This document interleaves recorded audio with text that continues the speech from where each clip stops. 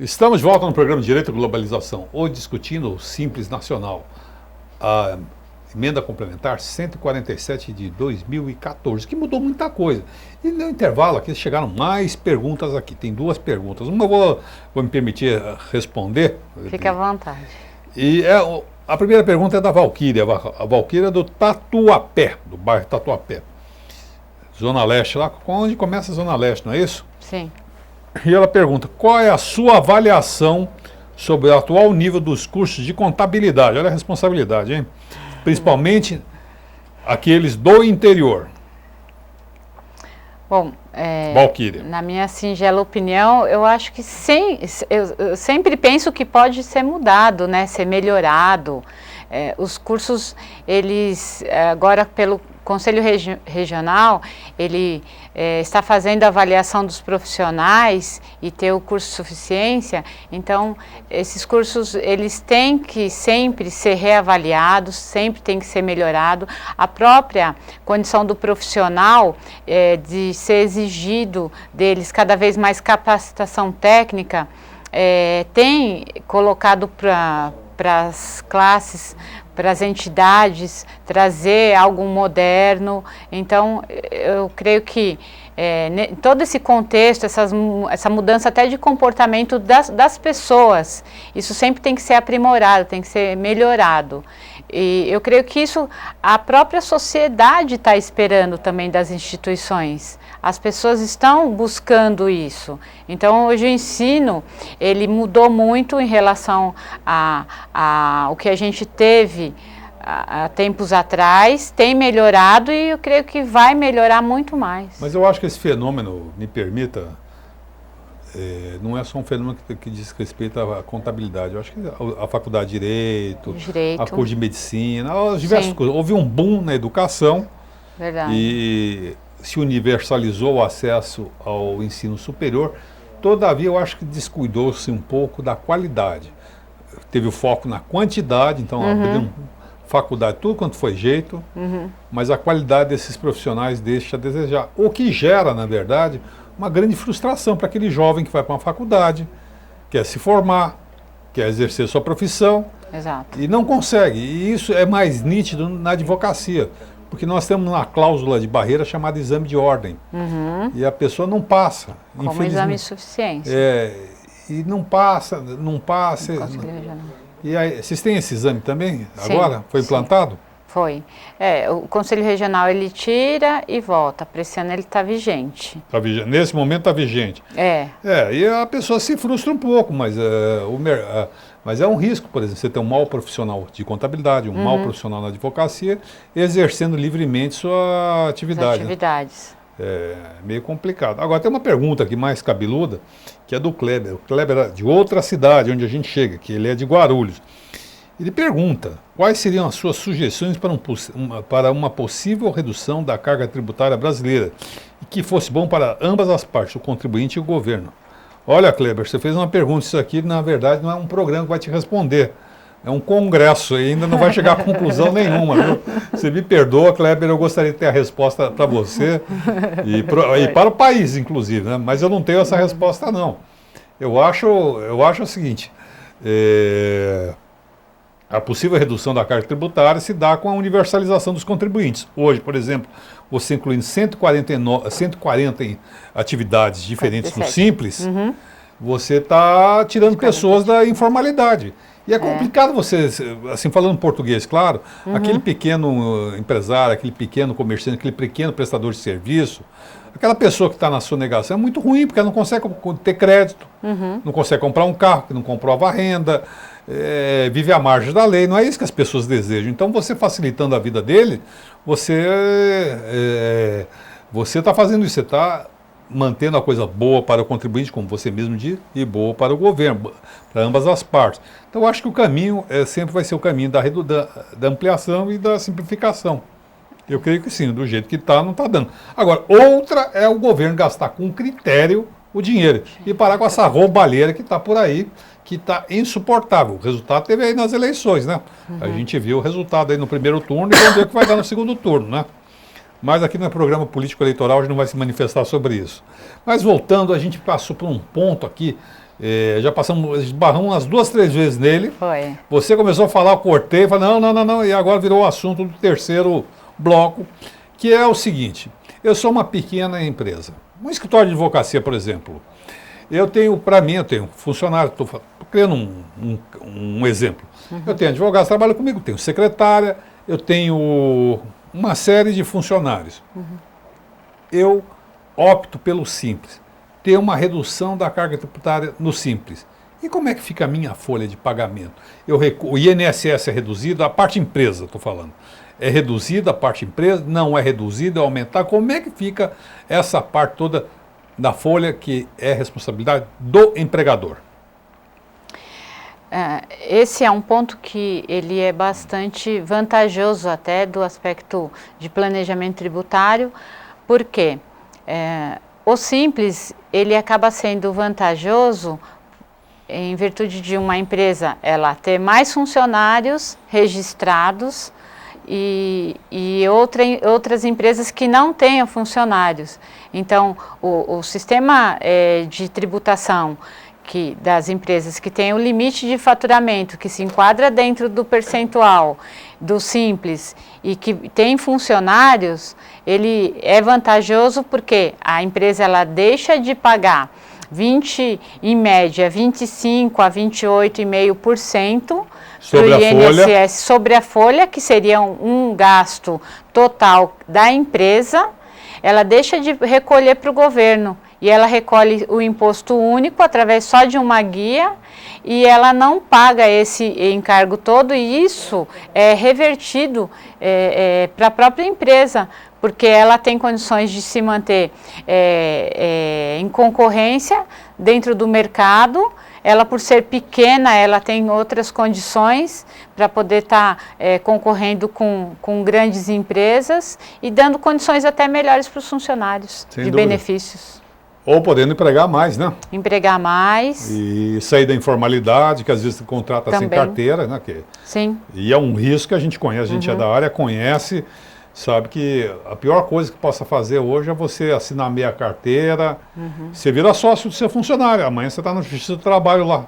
É verdade. A pior coisa é você fazer isso, né? Isso não extingue as outras obrigações trabalhistas. E quais seriam as outras obrigações trabalhistas? Que seria o recolhimento do fundo de garantia, as contribuições sindicais, que é muito importante, pagamento de férias aos funcionários, o recolhimento... 13º. 13º, o recolhimento, que é a parte do funcionário que é retido do funcionário.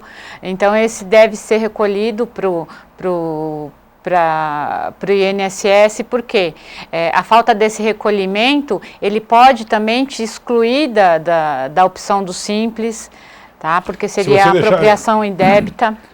Bom, se você deixar de recolher a parte funcionária, você é excluído do simples? Sim, porque qualquer débito que você tenha com o governo federal, isso já é uma das premissas para você ser excluído da opção do simples. Se você tiver até o mesmo débito com o próprio simples, você é excluído. Quais são as condições de exclusão do simples? Isso é importante. Preste atenção. Quais as condições de exclusão do simples? Então, você pode ser excluído do simples primeiro por opção. Eu não quero mais fazer parte do simples. Não quero mais fazer. Você pode fazer um termo de opção e sair da condição. Você pode exceder o seu limite de faturamento. De 3.600.000. E aí você também sair dessa condição, você tem que fazer uma outra opção, que seria ou lucro presumido ou lucro real. Tá? E uma outra forma de você ser excluído seria por exclusão, porque você deixou de cumprir algumas das regras do estatuto. Deixou de pagar imposto, deixou de recolher as contribuições, você deixou de registrar os seus livros fiscais, deixou de entregar qualquer obrigação para o governo. Então tem N situações que seria erros ou fraudes que também pode te excluir de ser optante do simples.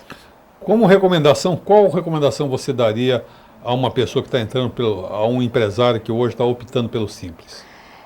A minha sugestão, até como consultora, seria o bom planejamento tributário, ele é feito como? Com um bom consultor, um bom contador e com o pagamento correto dos impostos. Então, a melhor forma de você fazer um planejamento tributário é você pagar corretamente, porque a gente tem muitos casos até que chega para a gente no escritório de pessoas que acabam pagando errado, e aí depois acaba tendo que pagar o correto, paga com multa e acaba saindo mais caro. Então, se fizer corretamente, procurar um bom profissional e fazer o planejamento daquilo que realmente tem que pagar e pagar o correto, já é o melhor planejamento. Muito bom, vocês escutaram aí. Eu vou encerrar esse bloco por aqui e voltamos já já no quarto e último bloco do programa Direito e Globalização. Obrigado e até lá.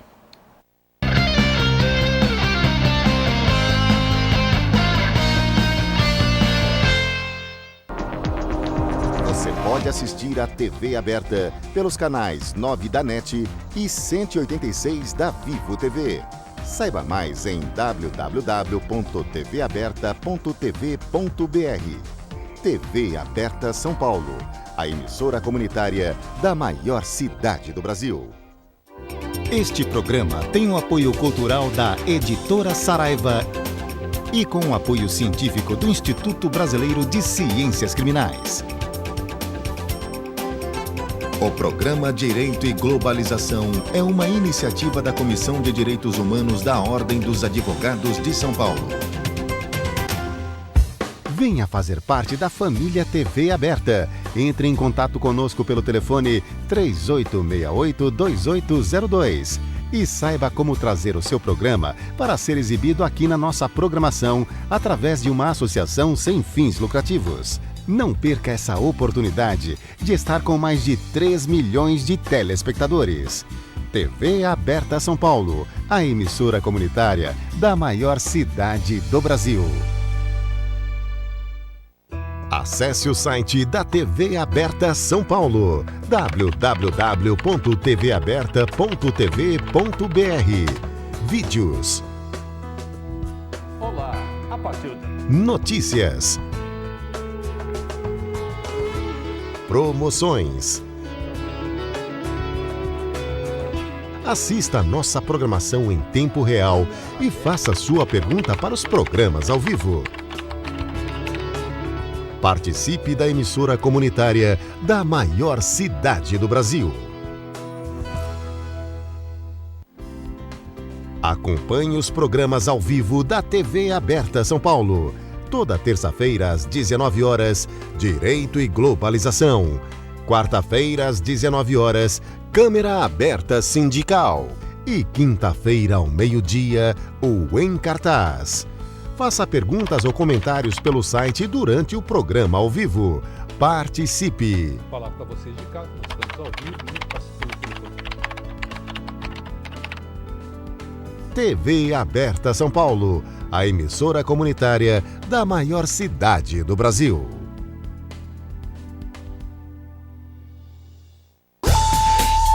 A TV Aberta também está no Facebook. Curta nossa fanpage e acompanhe as novidades da programação do canal comunitário da maior cidade do Brasil. Este programa tem o apoio da TV Interação, Associação Vida e Trabalho e da Ordem dos Advogados do Brasil, Seção São Paulo.